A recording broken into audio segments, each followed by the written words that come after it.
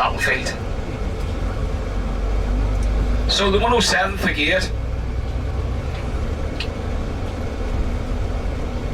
were basically, their front line is just over to my left now, and it ran all the way up to where we're going, the Criscut, and all the way across the field. And then what would happen would be, it would be the 14th Battalion of the Royal Irish Rifles YCVs, and then the Enniskillens, and then to their left would be the 16th Irish.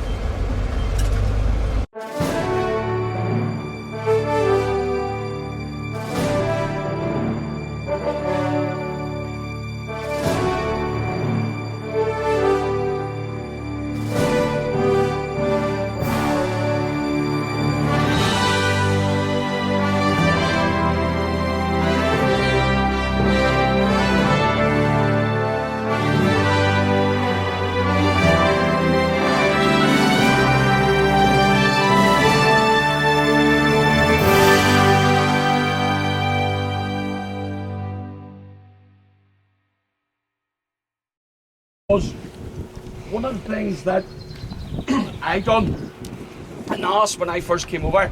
I kept asking the tour guides, where's the British line, where's the German line, and then what I've done is I started following their battle. As I said, after the 1st of July 1916 until the 7th of June 1917 would be the second battle that the 36th Ulster Division was involved in. Politics is surrounding the 36th Ulster Division. The 36th Ulster and Prefects Division was our commitment to King and Hague that we would supply soldiers from Ulster. After the Battle of the Somme, we really struggled to get men into the 36th Ulster Division from Ulster. And there was a lot of going on from the Army Command to the Corps Command, because our reinforcements were English soldiers coming in to make us up into full strength. The Battle of the Somme was the bloodiest day in the British Army's history. And what happened from the Battle of the Somme? This battle was the lessons that they learnt from the Somme. What they wanted to do was to move forward, and they had different objectives, coloured lines, the blue, the red, the green, the black, and the mauve line, which was all further back.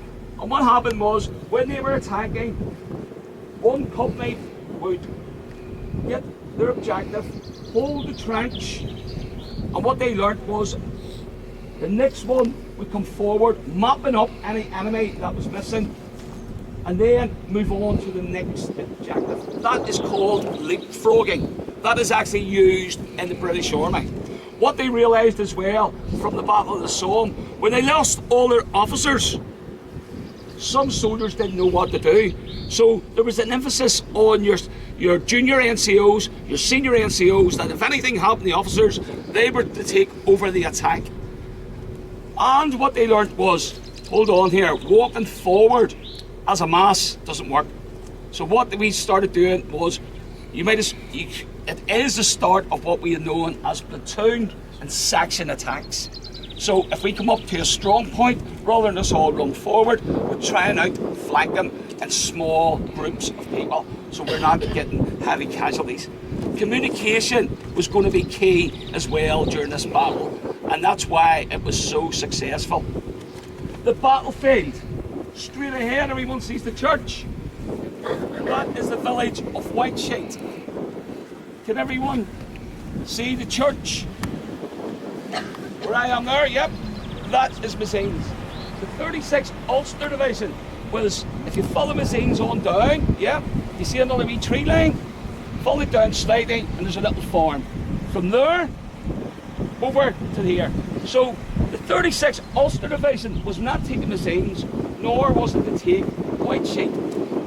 The 107th Brigade was to my right, and the 109th Brigade, which we'll see here shortly, were to my left. So this is actually the battlefield that the 36th Ulster Division fought in. They claimed all their objectives, and it was very successful, the attack. So I'm actually going to read out from the war diary. And this was from 6th of June noon until the 9th of July. We had 8 officers killed, 53 wounded. A total of 61 officers became casualties. Other ranks, 156 killed, 857 wounded, and 45 missing. So it was 1,058, where's my mathematician, plus 61. 229. So 229 casualties. So what did we have at the Battle of the Somme? Around 5,500. What did we gain? What was our only gain on the Somme? A small section of a line. The souvenirs, you'll actually see it, and the Monkstown YCD Flute Band, if you see them on parade, will have a white flag and it says YCV, and you'll actually see that it's actually in City Hall.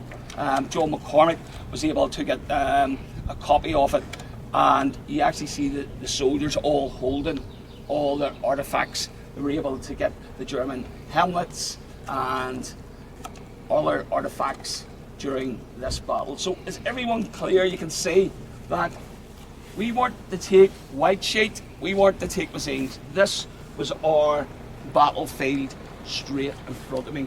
However, some soldiers got mixed up. Yeah? And we're going to explain why the soldiers got mixed up. All I'm going to say, Michelle, be very careful. Yes.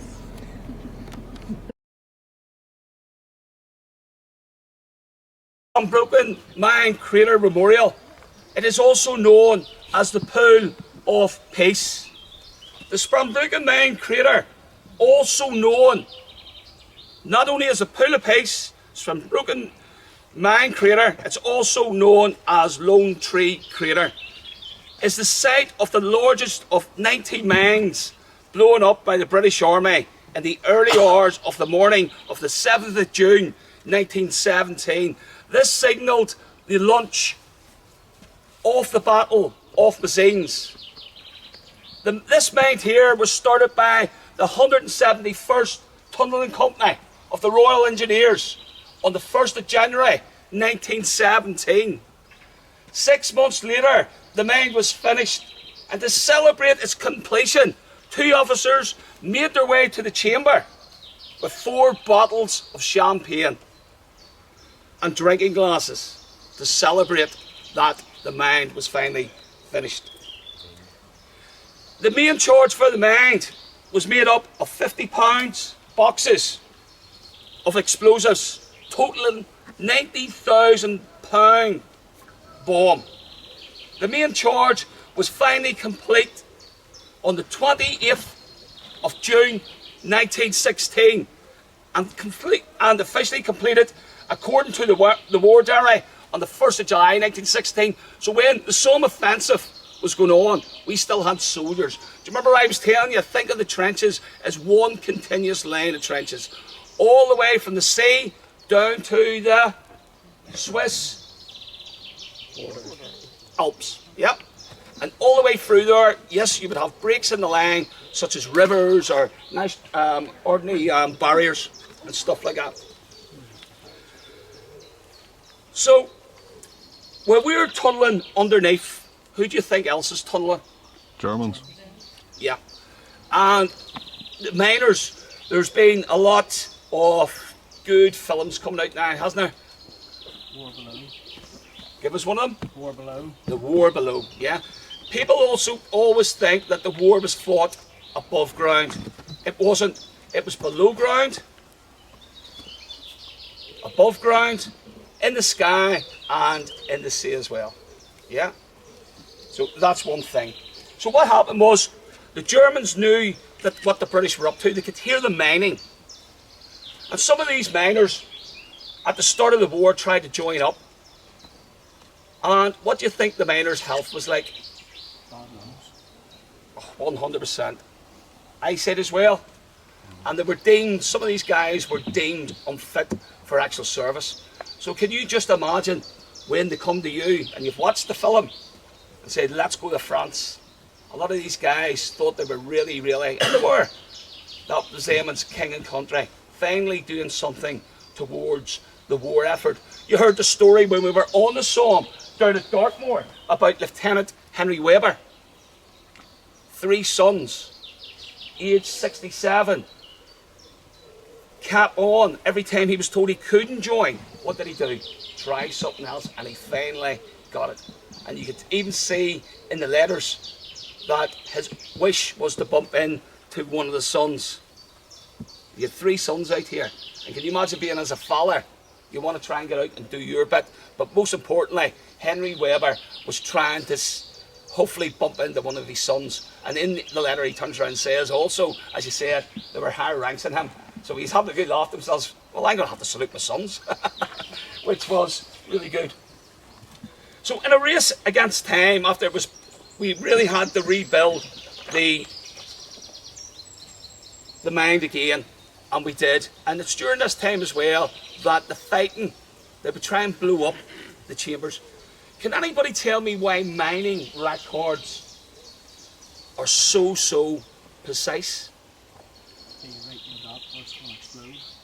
You need to know where your mind is, yeah? You need to know. So, did you see when we went through the glory hole on the way up to Spanbroekmolen? Did you see like wee white crosses? They were actually the graves of miners who are buried down below in the chambers. Can anybody tell me why we didn't retrieve their bodies? Gas. One that's can't, but it's actually a war grave, such as a sinking ship. Is there any ex-sailors? Merchant navies, man? You know yourself, ship goes down. You can get people out and you can get the bodies, but that is now known if people had died, Edgar, as a war grave. A war grave, and that's why. And the records are so precise, they can actually tell you, me and you are there, because their records know this. That's where they were digging, that's where we were. And as you turn and says, number 1 is trying to get the bodies out, but secondly, because it was underground, it was. So, as we said, we had different mines being exploded along the ridge. If anyone goes into Google Maps, you'll see a series of mines. And if you follow them lines and do dot to dot, that's a German front line. So what we done, we got under here and we blew it up. So, the 36th Ulster Division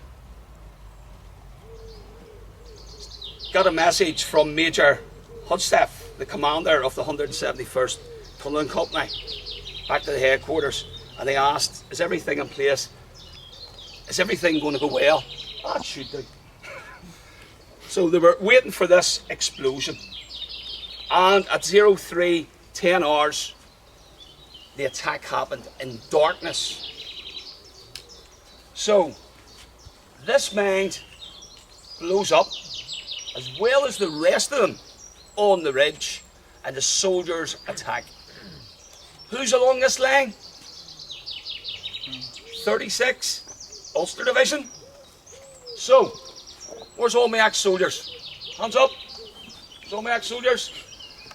You're attacking up here, and you see this big bloody hole in the ground. As a soldier, what are you going to do? Are you going to go down and up? No. What are you going to do? Around it. What would you do? Around it. What would you do? Guard it. Where's Alec? What would you do? Guard it. Yeah. So what do you think's going to happen here? For that battalion attacking, which is the YCV's, the 14th Battalion, half is going to go that way, and half's going to go that way. So what we're going to have is a lot of troops mixed up. Yeah? And then, when you're going forward, you're not going to yourself, and maybe the soldiers here that's with us will tell me, they're not going to go, well, I need to be down that way a wee bit. Because it's darkness. Yep. And when they get to the first line and take the German line, a wee bit of daylight comes about, and the officers, your warrant officers and senior NCOs and junior NCOs are able to go, there's a gap in the line, get the boys in, where are they, get them down here. And they hold and consolidate, The boys come over. Anyone that they miss the Germans, we have mopper-uppers as well to take them out. And the next platoon takes and goes on to the next position. We stop, we consolidate our position. Our mopper-uppers come. So any German that we have missed either surrenders or be killed until we get our objective. I want to talk about a myth. We're going to go to a little cemetery, Lone Tree Cemetery. And people have said to me, Lone Tree Cemetery is the final resting place where soldiers were blown up, because this was some explosion. And if you read the war diary of the 14th Battalion, the YCVs, they only come out of their trenches and the next thing, the mine blows up. It should have been blown up when they were in their trenches. So people turn around and says that the debris, and by God, there would have been a lot of debris here, yeah? Knocked them guys and killed them all. The adjutant writes in the war diary, afterwards they're talking about what could have went well and what couldn't have went well. And he basically turns around and says, when the battalion got out of the trenches, they were knocked off their feet. Right? So, that would have caused some of the troops to be a wee bit disorientated. Yeah? But he says, our first casualties came from the machine guns. So, if the YCVs were all killed by this explosion, surely the adjutant who's writing the narrative on the debrief, what would he have put, Edgar? Sorry, say that again. What would the adjutant have done had the soldiers been killed by the debris? He would have had it on. So why does he turn around and say that my first casualties were?